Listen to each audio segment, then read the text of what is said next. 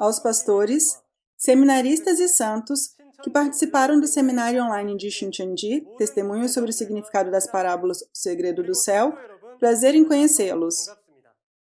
Eu sou o moderador de hoje, Pei Hyo-chien, da tribo de Filipe de Shincheonji, Igreja de Jesus. Em primeiro lugar, gostaria de agradecer a todos que compareceram ao seminário online de Shincheonji. Hoje, ao receberem um testemunho claro das parábolas que foram abertas e suas realidades, espero que vocês obtenham uma grande iluminação. Vamos orar primeiro e começar o seminário de hoje. Deus Pai, a quem somos gratos, agradecemos sinceramente por nos conduzir ao seminário online do Testemunho sobre o significado das parábolas O Segredo do Céu hoje. Por favor, derrame a graça do céu sobre os filhos da fé em Deus que estão conosco aqui hoje. E Deus Pai, por favor, permita-nos dar glória ao Senhor através desse tempo precioso. Agradecemos por nos dar olhos para ver, ouvidos para ouvir, sabedoria para entender e um coração aberto hoje, quando todas as profecias de Jesus profetizadas há 2000 anos foram cumpridas. O Senhor nos deu os segredos do céu, as parábolas e a palavra da revelação para toda a família de fé que espera pelo céu. Ajude-nos a compreender plenamente e gravar nos nossos corações os segredos do reino dos céus, das profecias do Novo Testamento. Cremos firmemente nas promessas de Deus e Jesus, no céu e na vida eterna que será cumprida de acordo com a palavra. Permita que seja um tempo precioso para desfrutar plenamente de sua graça e realizar o seu propósito e a nossa esperança mais uma vez. Em particular, derrame a sabedoria e o poder do céu sobre o instrutor que testifica da palavra e permita-nos dar glória ao Pai no céu através deste tempo precioso. Oramos tudo isso em nome de Jesus, que nos redimiu. Amém. Gostaríamos de informar que este seminário online, Testemunhos sobre o significado das parábolas O Segredo do Céu, está sendo realizado em estrita conformidade com as regras de quarentena e distanciamento social. Agora é a hora de ouvir a palavra da vida. Hoje vamos ouvir a lição elementar 6, as parábolas da taça, balança e a vara.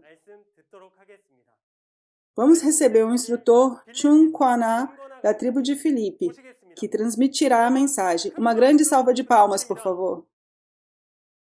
Olá a todos os pastores, seminaristas e santos ao redor do mundo que têm esperança no céu.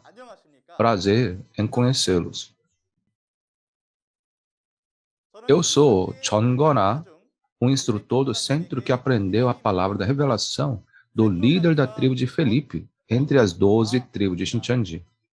Meu líder da tribo aprendeu a teologia da revelação do presidente de Shincheonji. Muito obrigado por participar do seminário online de Shincheonji, Testemunho sobre o significado das parábolas O Segredo do Céu, hoje. Embora nossas denominações e doutrinas possam ser diferentes, todos nós somos crentes que esperam por Deus e pelo céu. Já que Deus é a palavra, espero que vocês encontrem Deus através da palavra. Ouça as parábolas para entender os segredos do reino dos céus e seja um tempo precioso e abençoado. Da última vez, vocês ouviram as parábolas do alimento e fermento.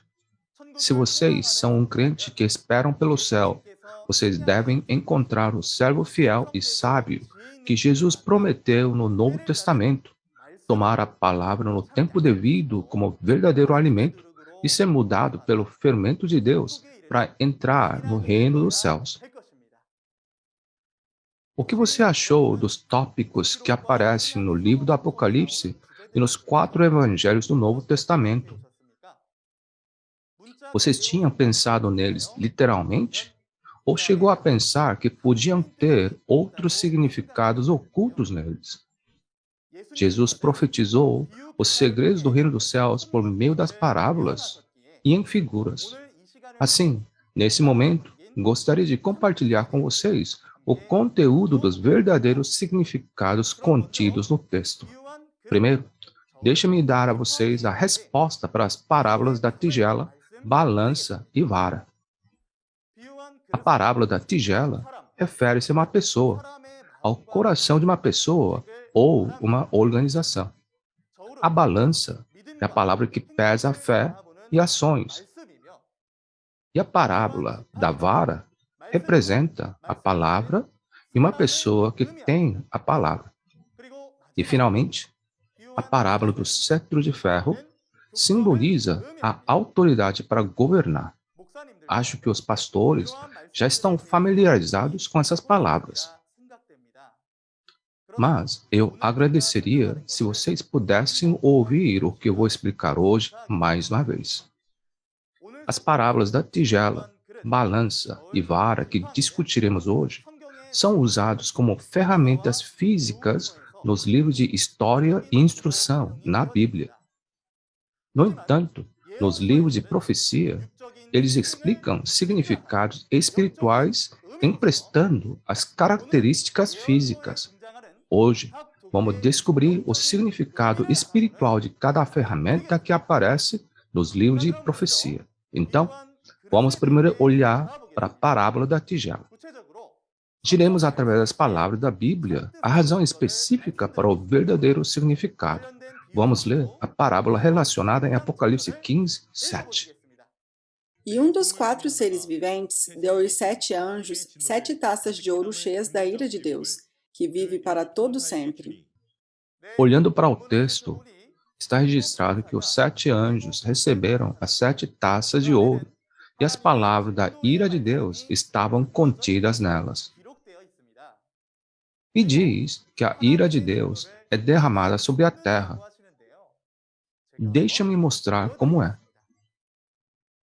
Estou com raiva.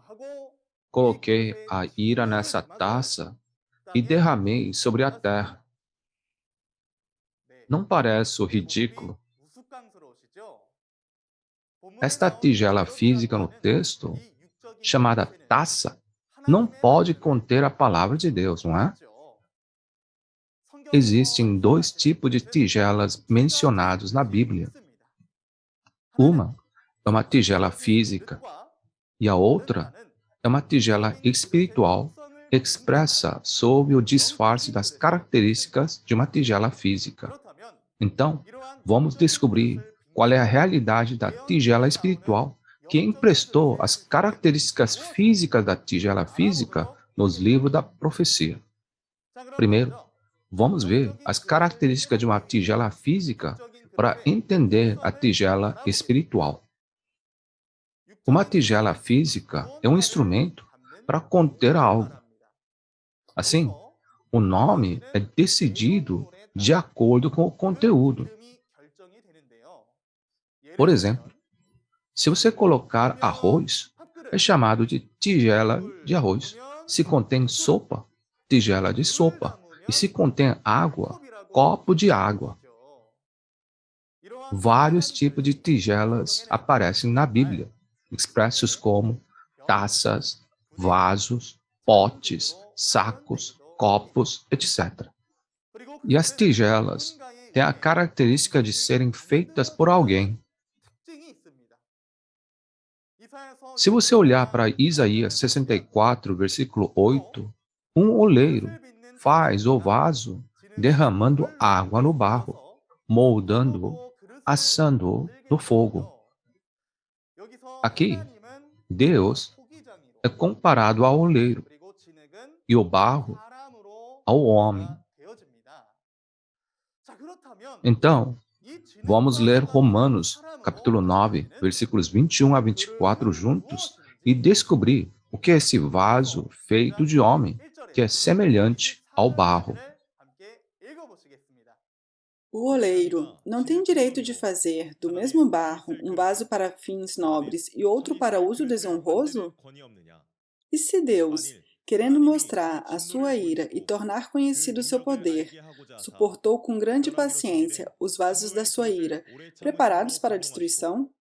Que dizer se ele fez isto para tornar conhecidas as riquezas da sua glória aos vasos da sua misericórdia, que preparou de antemão para a glória, ou seja, a nós, a quem também chamou, não apenas dentre os judeus, mas também dentre os gentios. Você leu bem. Diz que nós somos vaso a quem ele chamou, não apenas dentre os judeus, mas também dentre os gentios. O vaso é uma pessoa que foi especialmente escolhida e chamada entre muitas pessoas, que são como pó, por Deus, o oleiro. E podemos saber que esse vaso é um missionário que transmite a palavra de Deus, que é como um alimento contido no seu coração. Assim, nas palavras de Atos, capítulo 9, versículo 15, podemos ver que Jesus comparou o apóstolo Paulo a um vaso escolhido. Antes de ser escolhido, Paulo era um homem que zelosamente perseguia, matava e causava danos à igreja de Jesus e aos santos. No entanto, depois que ele foi escolhido por Jesus, ele assumiu a liderança em proclamar o nome de Jesus mais do que qualquer outra pessoa. Se você ler a confissão do apóstolo Paulo em Filipenses 3, versículo 8, ele disse: "Considero tudo como perda, comparado com a suprema grandeza do conhecimento de Cristo Jesus, por quem perdi todas as coisas. Eu as considero como esterco." O que significava a suprema grandeza do conhecimento aqui? Em Gálatas 1, versículos 11 a 12, o apóstolo Paulo disse: "O evangelho por mim anunciado não é de origem humana. Eu o recebi de Jesus Cristo por revelação." Portanto, pode-se ver que depois de ouvir a revelação de Jesus Cristo, Paulo jogou fora toda a imundície de dentro dele e foi transformado em uma nova pessoa. Há um ditado no mundo que descreve uma pessoa de mente estreita e egocêntrica como a tigela do coração tamanho feijão.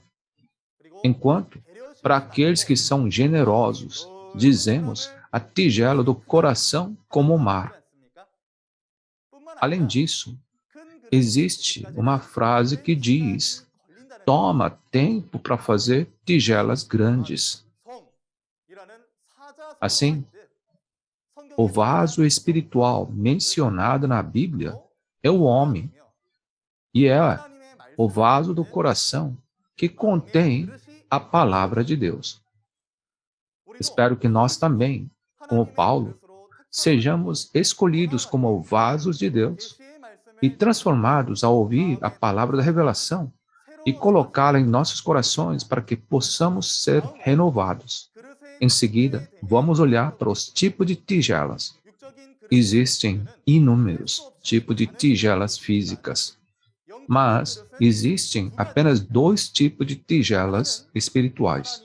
Uma é a tigela de Deus e a outra é a tigela de Satanás. Creio que todos os crentes gostariam de se tornar as tigelas de Deus, mas só porque você deseja, não significa que você possa se tornar uma. Não é a aparência externa da tigela que é importante. O que é importante é o que está contido dentro dessa tigela. Por exemplo, mesmo que seja uma caixa velha e áspera, se contém joias, é a caixa de joias. Mas uma tigela de ouro, se contém lixo, é lata de lixo. Da mesma forma, se a tigela espiritual contém a verdade ou o alimento de Deus, ela se torna a tigela de Deus. E se contém o falso ensino, a comida de Satanás, se torna a tigela de Satanás. Então, ouvindo essas palavras, eu deveria examinar por mim mesmo que tipo de alimento está contido em mim e pensar, que tipo de vaso sou eu? Não importa o quão zeloso crente eu seja, se a verdade não está em mim, não sou tigela de Deus, mas a tigela de Satanás. No entanto, se você não sabe que tipo de tigela você é, não esvazia o falso ensino dentro de você e fica parado, qual será o resultado dessa tigela?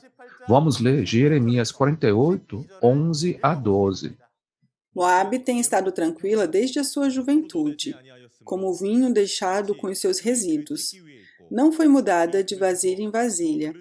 Nunca foi para o exílio, por isso o seu sabor permanece o mesmo, e seu cheiro não mudou. Portanto, certamente vêm dias, declara o Senhor, quando enviarei decantadores que a decantarão, esvaziarão as suas jarras e as despedaçarão. Uma tribo chamada Moabe aparece no texto. Eles eram originalmente os eleitos de Deus, mas eles corromperam e adoraram os deuses gentios, tornando-se assim como os gentios. Ele disse que os corações das pessoas que deveriam conhecer e guardar a palavra de Deus estão cheios de seus próprios pensamentos errados e coisas sujas como resíduos nas jarras. Por isso, Deus disse que enviaria decantadores que a decantarão, esvaziarão as suas jarras e as despedaçarão. Esta é a profecia que se cumpre na primeira vinda de Jesus. Em Mateus 23, 25 a 26, Jesus disse aos escribas e fariseus: vocês limpam o exterior do copo e do prato, mas por dentro eles estão cheios de ganância e cobiça. Ele os chamou de hipócritas, diferentes por dentro e por fora, comparando-os às jarras com resíduos. Podemos ver que Jesus era o decantador que esvaziou as jarras, despedaçou e o julgou. Se você colocar a palavra da verdade em seu coração e se tornar a tigela de Deus, receberá bênçãos. Mas a tigela de Satanás, cheio de falsos ensinos e próprios pensamentos, resultarão em julgamento e maldições. Portanto, não vamos para o céu com a fé formal, ou seja, apenas frequentando a igreja. Mas somente aqueles que encherem seus corações com a palavra de Deus serão reconhecidos como tigelas preciosas de Deus, que podem entrar no céu. Então, devemos primeiro esvaziar as coisas de Satanás que estão cheias dentro de nós e nos lavar, certo? Não podemos receber convidados com pratos sujos. Quando servimos um convidado especial, não preparamos uma tigela especial? Deus também não vê todas as tigelas como iguais. Ele reservou as tigelas para honra. Normalmente, vasos de alta qualidade, luxuosos e caros são valorizados. Mas Deus diz que vasos limpos são vasos para honra. Se você ler 2 Timóteo 2, versículo 21, é dito: se alguém se purificar dessas coisas, será vaso para honra, para o Senhor e preparado para toda boa obra. Então, o que devo fazer para purificar meu coração? A Bíblia diz que existe a água que lava o coração. Se você olhar para João 15, versículo 3, Jesus disse aos seus discípulos: vocês já estão limpos pela palavra que lhes tenho falado. E se você ler 1 Pedro 1, versículo 22, é dito: vocês purificaram a sua vida pela obediência à verdade. Assim como lavamos as coisas sujas com água física, é a palavra de Deus que limpa essa alma suja. Mesmo agora, este é o lugar onde as palavras da revelação, em que as palavras das parábolas são claramente reveladas. Ao receber as palavras de testemunha uma a uma, espero que seu coração, seu vaso, seja purificado por meio dessas palavras. Até agora, vimos a tigela que é comparado ao coração de uma pessoa. Na Bíblia, existem tigelas ainda maiores que podem conter pessoas. Se você olhar para Mateus 13, 47 a 50, é dito que o reino dos céus é como uma rede que é lançada ao mar e apanha toda sorte de peixes, e que juntam os peixes bons em cestos, mas jogam fora os ruins. As palavras de Mateus 13 é o conteúdo espiritual que Jesus falou sobre o mistério do reino dos céus em parábolas. O peixe mencionado aqui, de acordo com Abacuque 1, versículo 14, se refere ao homem, comparados a peixe do mar. E dois tipos de pessoas são os justos que são salvos, colocados na cesta no fim dos tempos, e os ímpios que são julgados e julgados fora. Então, o que significa uma tigela que pode conter pessoas? Será a igreja onde os santos de Deus se reunirão. Em resumo, as tigelas têm dois significados espirituais. Vimos que o valor muda dependendo do tipo de conteúdo que ela contém. Se conter a palavra, coração de uma pessoa. E se conter pessoas, será uma organização como uma igreja. Deu para entender bem a parábola da tigela? Em seguida, vamos conhecer a parábola da balança. Vamos ler o texto relacionado à parábola em Apocalipse 6, versículos 5 a 6. E havendo aberto o terceiro selo, ouvi o terceiro animal dizendo: Vem e vê. E olhei, e eis um cavalo preto, e o que sobre ele estava sentado tinha uma balança na mão. E ouvi uma voz no meio dos quatro animais que dizia: uma medida de trigo por um dinheiro, e 3 medidas de cevada por um dinheiro. E não danifiques o azeite e o vinho. Olhando para o texto, quando o terceiro selo é aberto, aparece um cavalo preto. Diz que o cavaleiro desse cavalo preto tinha uma balança na mão. Existem dois tipos de balanças mencionadas na Bíblia: balança física e a balança espiritual, comparada à balança física. O texto do Apocalipse é uma profecia do tempo da segunda vinda do Senhor. Para entender a realidade dessa profecia escrita em parábolas, vejamos o significado da parábola da balança. Vamos dar uma olhada nas características físicas da balança. A balança é uma ferramenta usada no mercado para medir o peso de um objeto que você compra. Portanto, é uma ferramenta que determina se o peso de um objeto é leve ou pesado, pesando na balança. Assim, podemos dizer que a balança é uma ferramenta de julgamento, um padrão de julgamento, não é? Se é isso, essa balança espiritual que é comparada a uma balança física, o que ela pesa no livro da profecia? Existem duas coisas espirituais, as de Deus e as de Satanás. Então, deve haver balança de Deus e a balança de Satanás, não é? Primeiro, vamos olhar para a balança de Deus. O que pesa a balança de Deus? E o que significa pesar?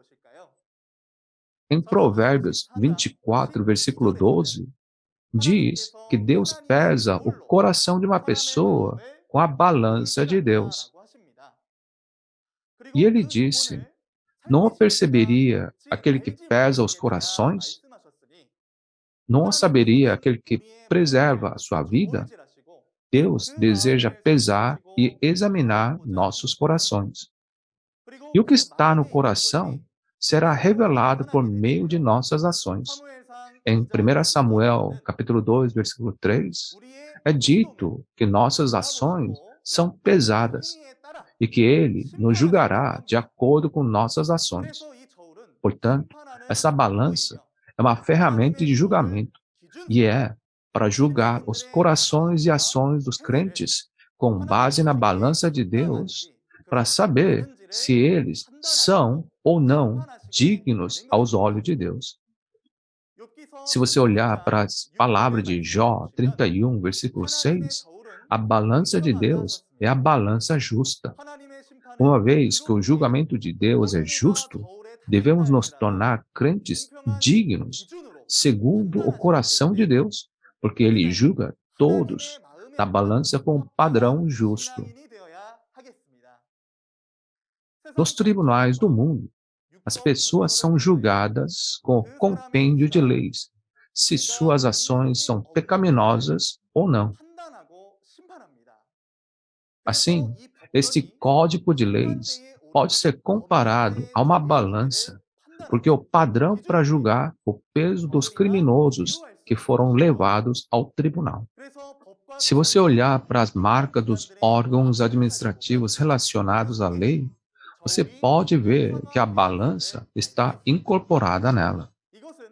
Isso significa que a lei é como uma balança e tem o desejo de julgar com justiça de acordo com a lei. Deus também pesa nossa fé e ações com base no padrão das leis de Deus. Pessoal, então, quais são as leis que os crentes devem guardar? É a palavra de Deus. Esta palavra de Deus é o padrão de nossa fé e é a lei. É por isso que Deus julga tudo usando a palavra de Deus como balança. O que acontecerá se nossa fé e nossas ações forem pesados na balança de Deus e mostrarem em falta? Em Daniel, capítulo 5, versículos 25 a 30, o rei Belsazar da Babilônia, uma nação gentia, bebeu o vinho gentio na taça de Deus que eles roubaram do templo de Deus em Jerusalém e cometem um pecado diante de Deus, adorando os deuses gentios. Nesse momento, um dedo humano apareceu e começou a escrever Mene, Mene, Tekel, Parsim. E o significado da palavra Tekel aqui é o rei foi pesado na balança de Deus e foi achado em falta. A frase achado em falta significa que suas ações não eram apropriadas aos olhos de Deus. Como resultado, o rei foi morto naquela mesma noite. A razão pela qual olhamos para esta história é porque há o julgamento pela palavra no tempo do Novo Testamento. Em João 12, versículo 48, é dito que a palavra que Jesus tinha pregado julgará as pessoas no último dia. E em Apocalipse 20, versículo 12, é dito que os livros são abertos e as pessoas são julgadas de acordo com o que fizeram, segundo o que estava registrado nos livros. Os livros que são abertos são palavra de Deus, 66 livros da Bíblia. Espero que vocês realmente entendam a palavra de Deus, que foi aberta claramente, para que todos vocês possam entrar no céu através da fé e ações que são segundo o coração de Deus. Diz que existe não apenas a balança de Deus, mas também a balança desonesta, ou seja, a balança de Satanás.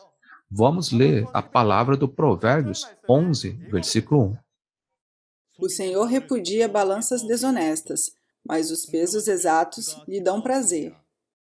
Sim, vemos que Deus odeia balanças desonestas, mas Ele se agrada com pesos exatos, ou seja, balanças justas. Aqui, a balança justa é a balança de Deus, e a balança desonesta é a balança de Satanás. O padrão é uma balança, é o peso, ou pêndulo. A balança de Deus é de peso exato, isto é, a verdade. A balança desonesta de Satanás é de peso enganador, ou seja, a mentira.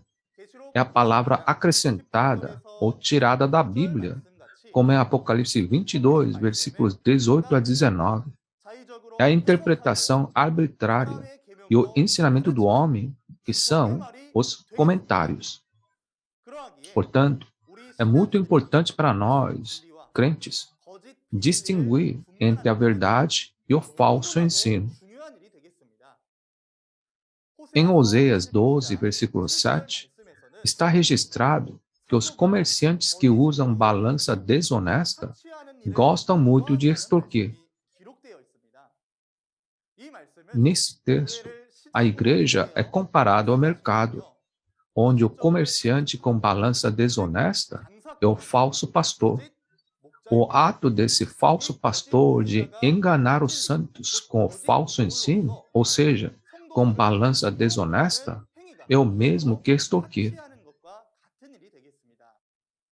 Como na profecia do Antigo Testamento, os pastores que enganaram as almas de inúmeras pessoas com balanças desonestas na primeira vinda foram os fariseus e escribas. Os israelitas físicos daquela época não puderam receber Jesus, que veio à terra com a verdade, como verdadeiro pastor de Deus. Este é o triste resultado das almas que foram enganadas, porque não puderam distinguir a balança de Deus e a balança de Satanás.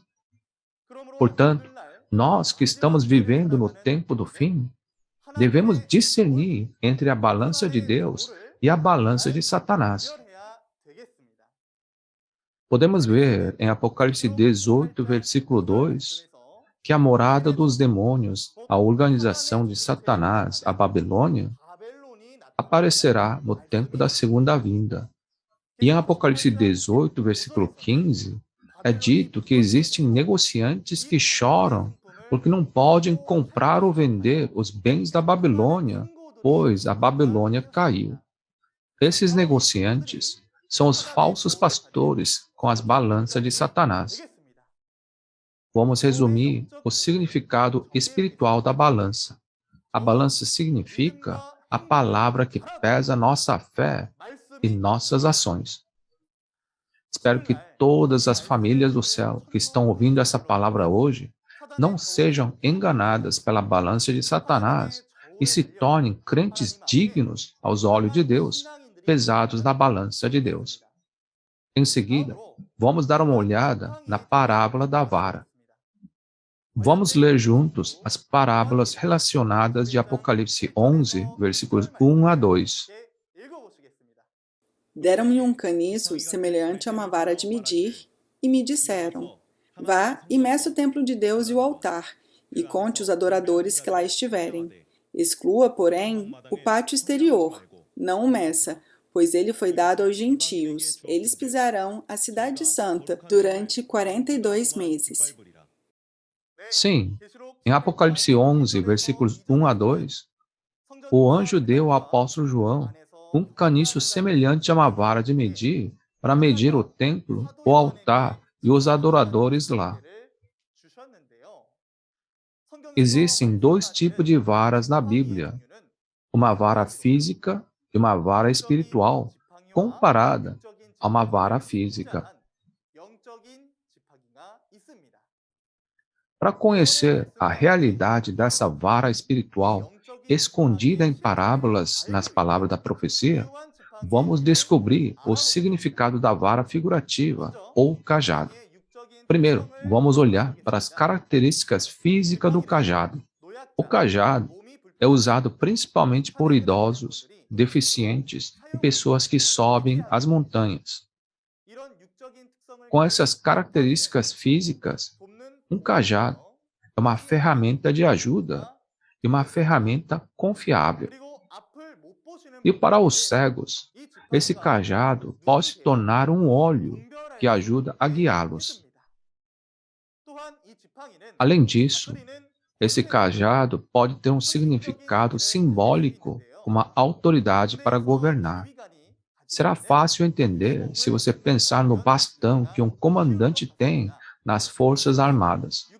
Então, qual é o verdadeiro significado da parábola da vara ou cajado nos livros de profecia, que comparou as características da vara ou cajado físico? Vou explicar a razão específica do verdadeiro significado baseado na Bíblia. Se você ler os Salmos 23, versículo 1, Deus é comparado a um pastor. E assim como um pastor conduz e sustenta suas ovelhas com seu cajado e vara, é dito que Deus confortará o povo de Deus como ovelhas com seu cajado e vara. Aqui, a ovelha é comparada ao povo de Deus em Ezequiel 34, versículos 31. Assim como um pastor protege e guia suas ovelhas com o seu cajado, Deus protege e guia o povo de Deus com o seu cajado.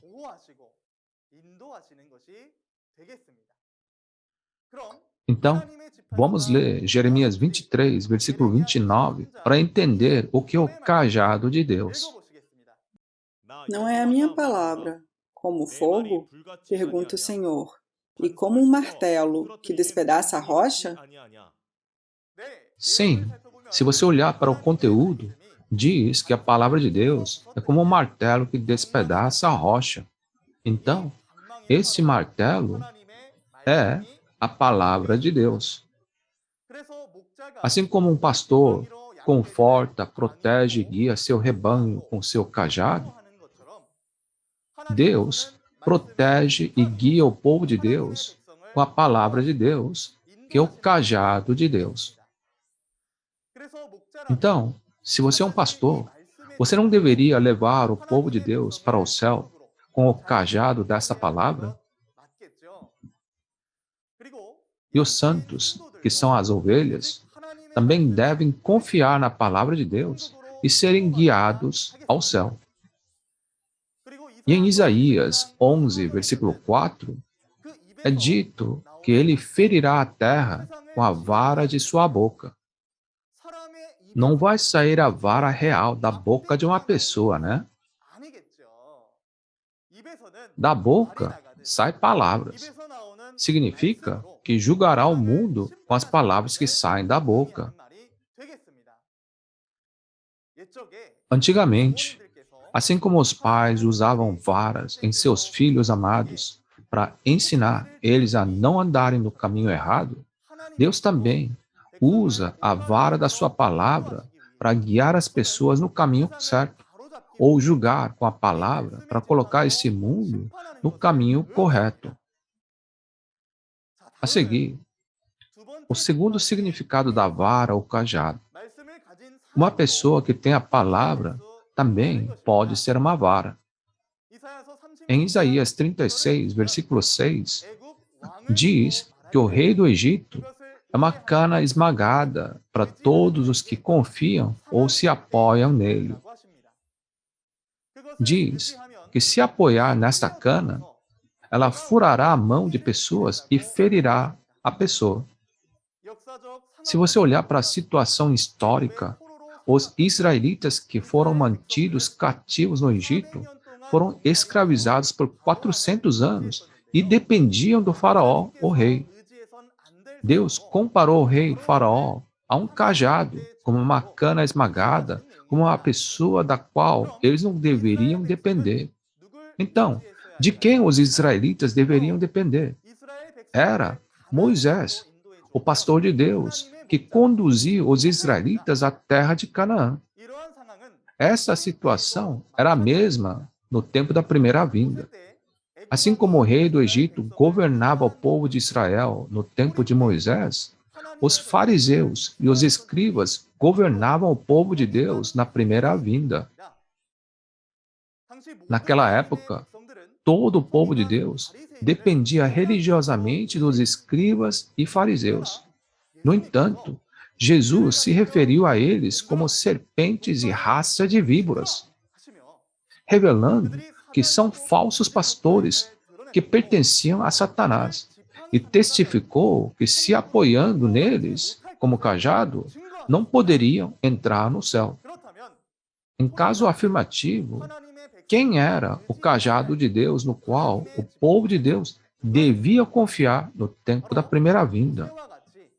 Era Jesus, o verdadeiro pastor com quem Deus estava, assim como Moisés. Hoje, também precisamos pensar em que tipo de cajado temos nos apoiado até agora, e devemos encontrar o cajado de Deus. Devemos discernir se o meu pastor é o cajado de Deus que me guia ao céu, ou se é o cajado de Satanás que entrega falso ensino, para que não dependamos mais de um cajado de cana quebrada e possamos ir para o verdadeiro pastor como vara de Deus, que tem a palavra da verdade. Se resumirmos o significado da parábola da vara ou cajado, significa a palavra e uma pessoa que tem a palavra. Agora, por último, vejamos o significado do cetro de ferro. Vamos ler os versículos relacionados da parábola, Apocalipse 2, 26 a 27.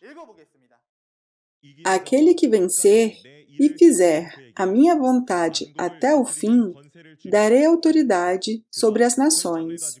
Ele as governará com cetro de ferro e as despedaçará como um vaso de barro.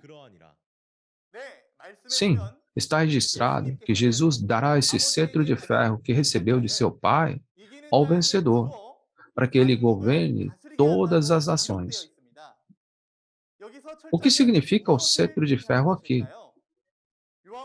Em João 17, versículo 2, é dito que Deus concedeu a Jesus autoridade sobre toda a humanidade. E no versículo 8, Jesus disse: Pois eu lhes transmiti as palavras que me deste, e eles as aceitaram. Eles reconheceram de fato que vim de ti e creram que me enviaste. Assim, o significado do cetro de ferro que vimos em Apocalipse 2 é a autoridade de governar todas as nações. Jesus recebeu a palavra de Deus e tinha autoridade para governar o mundo religioso naquela época, né? Assim como um cetro de ferro pode despedaçar coisas como uma vara, um pastor que tem a palavra pode pregar e ensinar, governar e julgar todas as pessoas. Essa autoridade é comparada a um cetro de ferro. Concluindo, a autoridade de cetro de ferro que Jesus recebeu na primeira vinda foi prometida a dar ao vencedor na segunda vinda. Hoje, quando as profecias se cumprem, devemos encontrar o vencedor que recebe a autoridade do cetro de ferro para governar todas as nações. Portanto, o significado do cetro de ferro é a autoridade para governar. Gostou da aula de hoje? Esta é a conclusão do conteúdo de hoje. A parábola da tigela é uma pessoa ou uma organização como uma igreja onde as pessoas estão reunidas. A parábola da balança é a palavra de Deus que pesa fé e ações. E a parábola da vara ou cajado significa a palavra e uma pessoa que tem a palavra. E por último, a parábola do cetro de ferro é a autoridade de governar.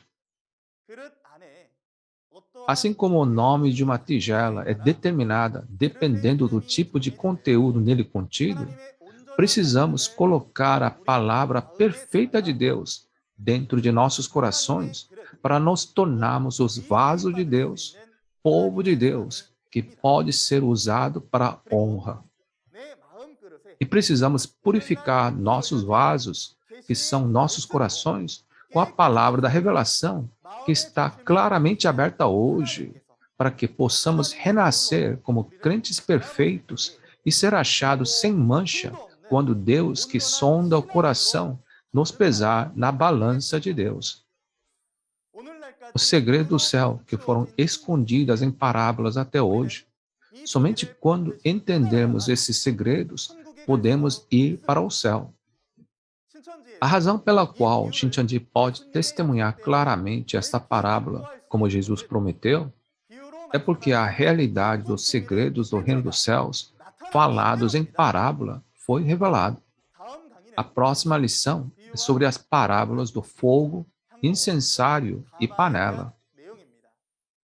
Espero que você ouça atentamente a próxima lição, entenda os segredos do reino dos céus e se torne o povo do céu reconhecido por Deus. Agora, finalmente, para mostrar que somos um em Deus e em Jesus, eu gostaria que pudéssemos gritar juntos, We are one. Quando eu disser We are one, então, por favor, levante o dedo assim e vamos gritar juntos. Somos um em Deus e em Jesus. We are one. Vamos orar agora. Deus Criador, Senhor e Pai, a quem somos gratos, nós agradecemos ao Senhor por guiar seu povo amado do céu, bem como os pastores, para que todos possam se reunir hoje no seminário online e compartilhar a sua palavra nesse momento. Deus Pai, hoje refletimos juntos as parábolas da tigela, balança e a vara. Por favor, governe os corações de todos os presentes, para que eles possam se tornar vasos de Deus e se tornarem crentes dignos quando pesados na balança de Deus. Além disso, ajude-nos para que a palavra não pare aqui, mas que a palavra da revelação se espalhe para todos os santos que são nutridos por nossos amados pastores, através das próximas lições do seminário online. Senhor, por favor, ajude nossos amados pastores, para que à medida que o seminário continue, eles se tornem o povo do céu, que se torna ainda mais sedento e faminto por justiça. Em nome do nosso Salvador Jesus Cristo, que nos trouxe da morte para a vida, cremos e oramos fervorosamente em todas essas palavras. Amém.